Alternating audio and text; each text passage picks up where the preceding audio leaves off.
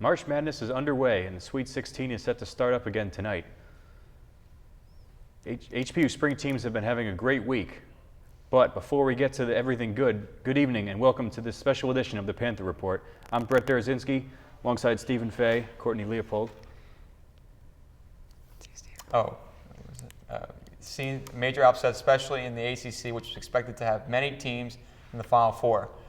What do you think is the reason why the ACC doesn't get as far? Do you think there was too much hype?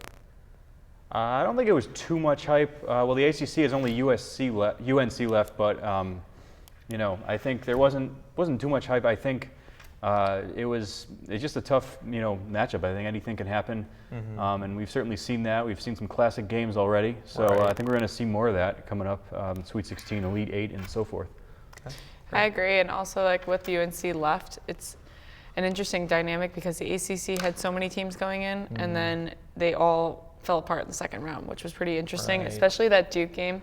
Yeah. Let's roll the tape on that one because Duke actually had some serious upset troubles within that game. They were literally coming in hot during the first half, but then the second half they started to fall apart. And the ACC only has one left, and that's UNC. So I think it'll be interesting. Yeah. On top of that, let's roll the tape. Here we go. So there's Coach K, who also brought them all in January to his house to kind of have this chat. But there was no chat you could have. I mean, South Carolina had this game. I mean, South Carolina played so well from the start. I mean, they out-rebounded Duke. They just took control of this game from the start. They're really physical with Duke, and they outperformed them on every possession. They just had it. I mean, first, there was a lot of momentum there going, first Sweet 16 ever, beating, one of the best in March Madness, Duke 5 titles all time. I think that, they just had it, and momentum is theirs, and I think they're going to continue this into the Sweet 16 and possibly the Elite 8.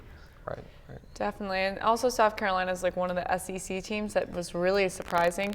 SEC has more teams than it ever has in a long time, so it's a really good year actually. 2017 is looking up to be a really interesting March Madness with teams other than the ACC in this Final Four dynamic in the Sweet 16, but I think in the Final Four dynamic, I don't know if I can say that UNC will make it to the Final Four, especially at their game the other night. I don't know because they were very, very slow to start, and then they realized they had to win the game. Yeah.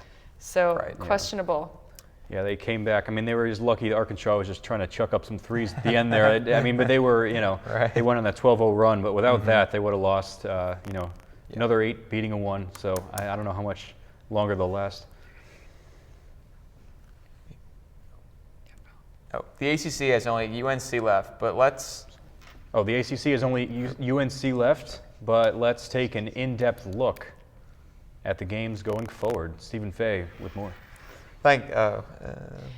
So basically, Stephen, you've talked about it before. Let's pull up the bracket right now for the Sweet 16 because I think that's a good idea to look at what's going to happen going forward. I said the SEC. We can see it here. You see the South Carolina. We have the East, the Midwest, and the West, and the South. Right. I mean, I think, from my opinion, I think in the East region when you have Wisconsin and Florida going at each other, I think Wisconsin might have the upper hand in that game. I completely agree with you there. I'd agree. Beating Villanova. Knocking off fashion. the defending world champs in the round of 32. Yeah. I mean, that was great. I also have Kansas going over Purdue. I do too. I really think that Kansas has more potential in the game setting than Purdue does.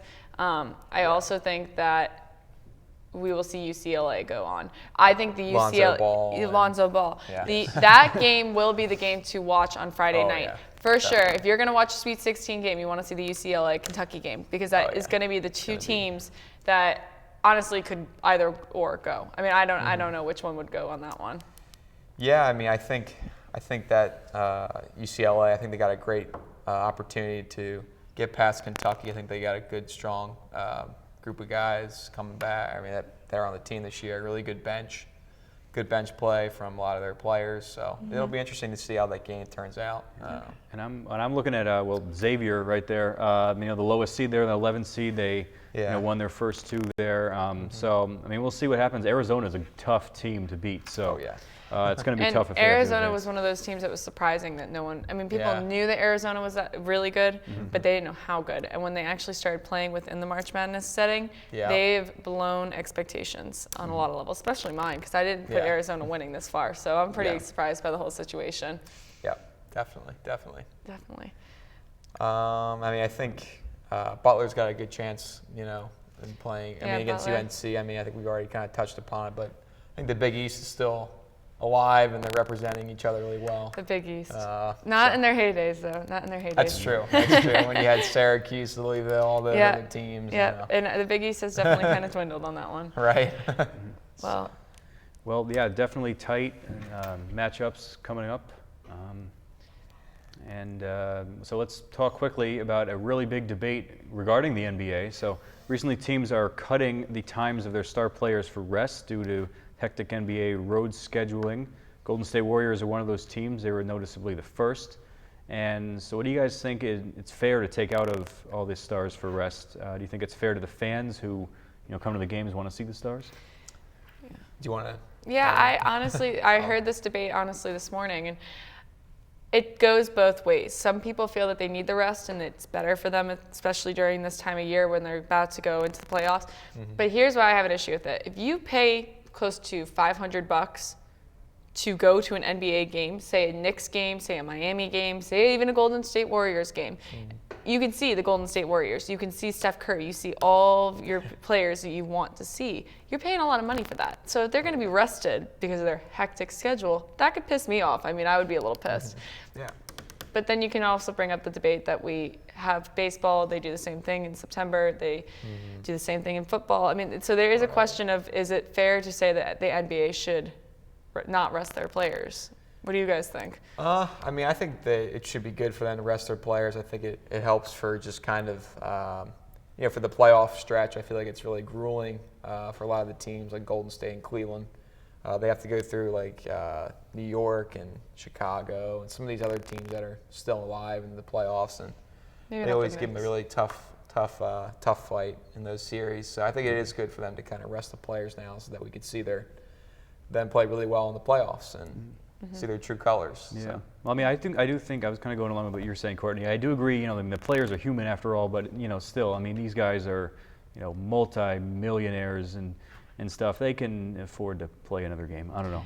As far as I see it. Well, also Coach Kerr from Golden State has even mentioned that he will take a pay cut if they don't have to do. He did mention that recently, and he will take a pay cut to not have to work that many away games. Which honestly, Golden State, they have been on the road a lot more than most years, and I think that is hard on their players. I'm not going to say that, but the problem is that. Is it a scheduling thing, a pay thing? What is going to make the change here? Because they can't keep resting players. It'll make it more of an uproar within, I think, your fan base. Yeah, no, I mean, I think it's important for the teams to kind of consider like they need to fill the seats and generating revenue and bringing a good amount of money. I think it's really important. So maybe the other side of it is maybe playing these players is the most important thing to continue the regular season going forward. I definitely agree with you there. Definitely. So let's step away from basketball for a second and talk about the WBC, the World Baseball Classic. USA beat Puerto Rico for the first time Wednesday night, and it was quite a game. But then looking ahead, 10 days, we have opening day. And what do you guys anticipate in the MLB's first couple games? Well, I mean, I think the Chicago Cubs are the leading favorites to kind of go back to the playoffs and possibly repeat for the World Series again. I think Cleveland's going to be up there again too. I mean, I think the Yankees are going to be a little bit better, I think, this year too. Possibly, maybe. They got some young guys that are coming up in They the system. definitely have. So. Yeah, they know, definitely we'll have been see. smart. It's the off season has been very interesting. Who's been going with who, and if you just watch the spring training games, there's been some teams that have come out stronger than others. Yeah. Yeah, I mean, I feel bad for the Chicago Cubs because they really didn't get a lot of time compared to other teams. Like that is the worst part about winning the the World election Series. was right after that too. Yeah, So the election that was- really just interfered with everything. So Exactly. Yeah. Exactly. Yeah, no, I think it'll be, I'm excited for opening day. It's always my favorite time. Yeah, Me too, It's a great day, and I'm a big Phillies fan, so I Oh, enjoyed there you the. I'm a Yankees fan. I'm a Mets Okay. fan, Mets and fan? yeah, no, Okay. actually, we're going off that too. I mean, that's going to be it's going to be an interesting year. I mean, last year we didn't Yeah. get to where we wanted to go. We thought we'd finally win a World Series, but after 30 years of not doing so, but injuries have hit us, and I think Right. though the pitching has to be healthy this year for us Yep. to go anywhere. Zach Wheeler's got to come back. He hasn't thrown a pitch in the league since 2014, and Oh, Oh wow. my gosh. and he's still getting paid. yeah, and then we saw at the World Baseball Classic, like you mentioned, Seth Lugo. Suddenly, the number 6 starter for the Mets is now like a Puerto Rican hero. So I mean, it's great. Yeah, that's true. Well, Brett, can you bring it back to maybe a local level about High Point baseball? Yeah, so High Point Baseball has done it well. High Point Baseball won on Tuesday 7-0 against Davidson here at home, and they are now 10-9 on the season. The team is looking forward to a in-conference Big South weekend series against Winthrop and Rock Hill. And it's going to be important for them to win this, because they were projected to finish first in the Big South this year.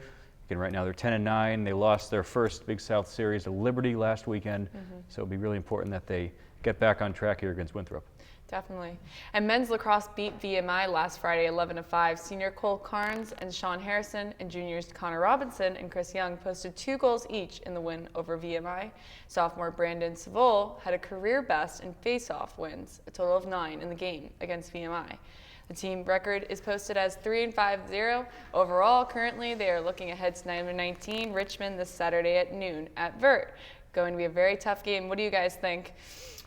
I mean, I think it's going to be a challenging game for High Point, but they played Duke before. They were ranked number 5 in the country, something like that, and they'll put up a good fight. It's always important to remember that the High Point University lacrosse team is the only team here that actually plays in the NCAA. Right, Besides, right. excluding the Big South, they are the only team that is not in the Big South, which Yeah, I always Southern find that Conference. interesting. Yeah. So they do play the bigger teams, which is actually kind of cool. Yeah, I think they could do well. I mean, you got the home crowd this weekend. I mean, and the number 19 rank, I mean, that's just there to scare them, I think. I think they really could put up a big fight. They're a great team. They are a great team. Yep. So we have Dave back at it again for our special esports report of the week.